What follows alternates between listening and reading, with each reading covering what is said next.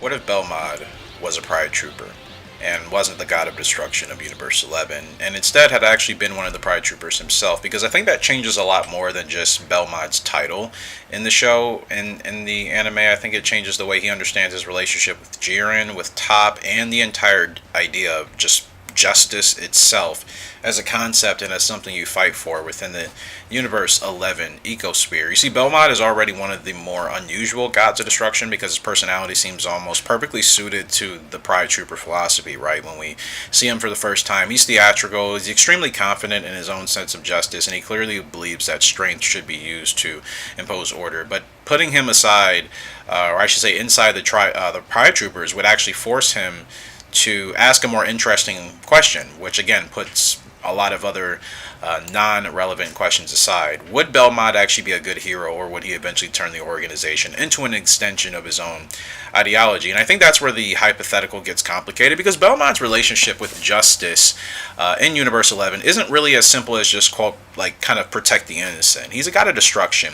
His actual cosmic function is to destroy worlds, civilizations, and beings when necessary, right? You have to maintain that balance of your universe, which for his is Universe 11. That's his role. But if we're imagining Belmont as a Pride Trooper before he ever became a god of destruction, we'd essentially be looking at the same individual operating under a completely different philosophy of power. And I think he'd probably fit into the organization extremely well at first, because Belmont has the personality for what it takes to be a Pride Trooper. He isn't portrayed as someone who's uncomfortable taking charge. We saw that during the Tournament of Power. He's confident, decisive, and comfortable when he presents himself with what he knows, okay? So that would make him a very natural leader, in my opinion, among the Pride Troopers. And unlike Jiren, I think Belmont actually seems to care about the institutional side of things to an extent, unless he starts to reach a point of desperation, which that would probably be a given for anyone in that position. But he understands hierarchy, right? He understands roles. He understands that an organization that actually needs people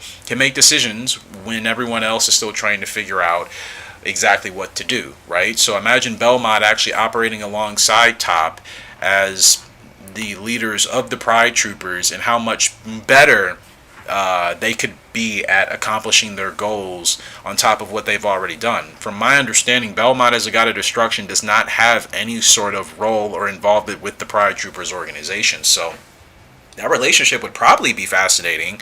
Again, because Top is the purest representation of the Pride Trooper ideal. If he also has someone that he talks to in the essence of Belmont, who's at the same level in this hypothetical, then they both believe in justice as a principle, and you have that as an even stronger driving factor, driving force for the organization. So Belmod, he's comfortable with the idea that justice requires difficult decisions to be made, and I think that's fine, right? I think there's a universe where Belmod could become either the organization's greatest asset, or again in a different universe where he seeks more power and things for himself, he could be one of the organization's biggest problems. Because being a protector sounds straightforward until you're dealing with a situation where the odds are maybe stacked against you, and you may not have the likely scenario of what you've been used to dealing with as a Pride Trooper, as a justice fighter.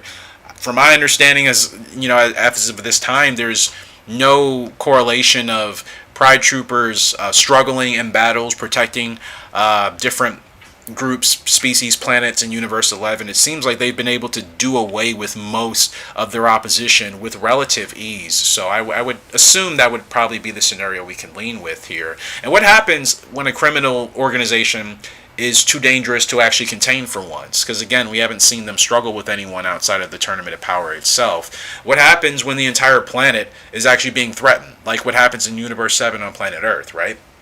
What happens when saving one civilization creates a larger threat somewhere else in Universe 11? The Pride Troopers do eventually have to answer those questions, but I think, again, Belmod is exactly the kind of character who would be willing to make the ugly decision to handle those situations, especially in a crisis. Again, it also still kind of creates a potential problem. We've seen the cause and effect of that with Trunks and the Time Machines in the Dragon Ball Universe 7 ecosphere. So when somebody becomes comfortable with deciding who deserves protection, who doesn't, who's the right definition of justice and where you can start moving with that, I think that's where Belmod's eventual position as a god of destruction becomes relevant, because he already operates in that role where destruction is considered a legitimate means when it serves the larger balance of the universe that he has to actually be responsible for.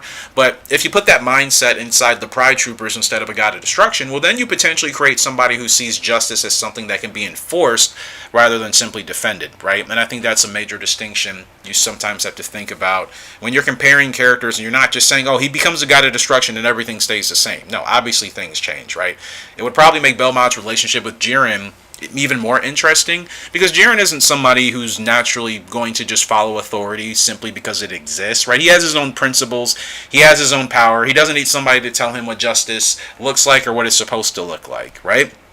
Belmod could respect that strength, but I don't know if he'd be necessarily comfortable with Jiren being so independent from the organization's philosophy. You saw their relationship was very unique in the retrospect that Belmod was a god of destruction. Jiren is simply just a Pride Trooper warrior fighting on behalf of Universe 11. He has to fight. There is no way out of it. Otherwise, Belmod had all of the capability and the means to erase Jiren right then and there. Their relationship is much different if Belmod is actually a Pride Trooper and works within the same organization. Again, as a god of destruction, he does not. So I think that's where the strategist and ideological side of Belmod would actually take shape. And then you would find Jiren probably being the overwhelming individual force who wouldn't care about the politics surrounding the organization and would see to either just do his own thing or, again, do something that causes a potential problem in the organization, for better or for worse. So that makes Belmod one of the more important and interesting members of the team if he were to not go down that god of destruction route. Not because he's necessarily the strongest, but because he's the guy trying to determine how the strength of the organization should actually be used. And I think that's a completely different type of power we're talking about. He understands all the members of his group. He understands their vulnerabilities. He understands their strengths. So ironically, Belmod being a Pride Trooper at the end of the day might actually make his eventual position as a god of destruction even more natural, because he wouldn't abandon the idea of justice. He would just be developing a harsher interpretation of it through his experience as a Pride Trooper warrior. I think that's the most interesting part about this hypothetical. So who gets to decide what justice requires? Is that the Pride Troopers? Is it the god of destruction Belmod? Or is it both? Let me know your thoughts.